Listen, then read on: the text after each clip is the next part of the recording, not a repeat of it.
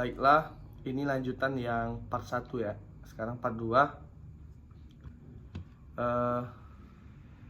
terkait dengan masalah penyusutan ya. Akan akumulasi penyusutan dibandingkan dengan tanah. Kalau tanah relatif lebih sederhana, mirip kayak persediaan.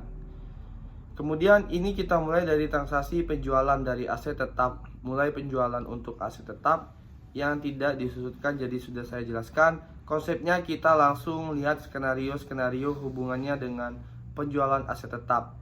Untuk aset tetap tanah, jadi ada 3 skenario. Yang mungkin ini baru pemanasan, belum sampai untuk penyusunan pencatatan.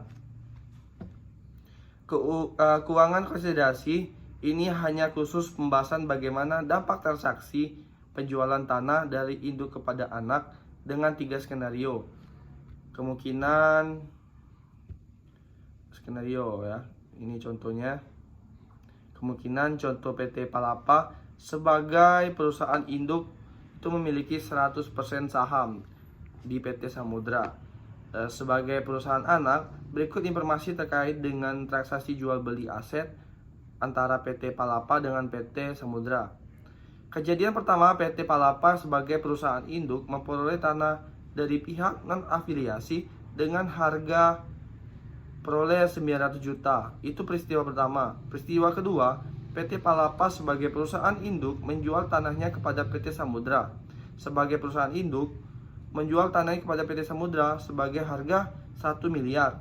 Peristiwa ketiga, PT Samudra sebagai perusahaan anak yang membeli aset tetap berupa tanah dari perusahaan induk itu menjual tanah tersebut kepada perusahaan non-afiliasi dengan harga 1,2 miliar.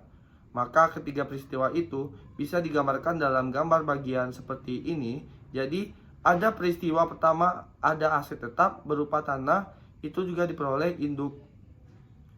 Perusahaan induk itu dibeli dengan perusahaan non-afiliasi, maka tanah itu kita peroleh dengan harga perolehan 900 juta. Kemudian peristiwa kedua, tanah yang dimiliki oleh perusahaan induk ini dijual kepada perusahaan anak yaitu PTS dengan harga 1 miliar. Maka bagi PTS, ketika dia membeli tanah PTP, maka itu harga perolehan. Kemudian peristiwa ketiga, PTS ini menjual tanah tadi kepada perusahaan non-afiliasi dengan harga 1,2 miliar. Maka dari tiga peristiwa ini, maka kita bisa menyimpulkan keuntungan yang dicatat oleh perusahaan induk ketika dia menjual tanah tersebut pada perusahaan anak itu adalah sebesar 100 juta. Apa jurnal yang dibuat oleh perusahaan induk ketika menjual ini? Kan terkait dengan transaksi penjualan aset tetap. Maka dia memperoleh kas dari perusahaan anak yaitu 1 miliar.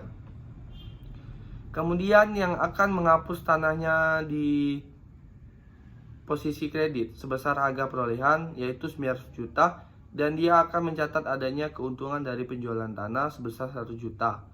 Jurnal yang dibuat oleh perusahaan induk, kalau jurnalnya dibuat oleh perusahaan anak ketika dia memperoleh tanah dari perusahaan induk, maka dia akan mendebitkan tanahnya senilai 1 miliar dan dia akan mencatat bahwa dia mengeluarkan kas sebesar 1 miliar. Untuk transaksi ketika nanti anak menjual kepada perusahaan non-afiliasi, maka bagi anak itu adalah transaksi penjualan itu, maka dia akan mencatat kas sebanyak 1,2 miliar. Kemudian tanah dihapuskan di posisi kredit 1, miliar sebesar harga perolehan waktu dia beli dari perusahaan induk. Kemudian yang dikreditkan adalah keuntungan penjualan tanah sebesar 200 juta. Itu secara pencatatan akuntansi, belum kaitannya proses penyusunan laporan keuangan konsolidasian. Nah, persoalannya ya akan transaksi ini ketika PTP menjual tanah seharga 1 miliar kepada PTS, itu adalah transaksi antara induk dan anak, maka dalam laporan keuangan konsolidasian tidak boleh muncul. Itulah tadi untuk video pembelajaran saya. Terima kasih, selamat belajar, tetap semangat.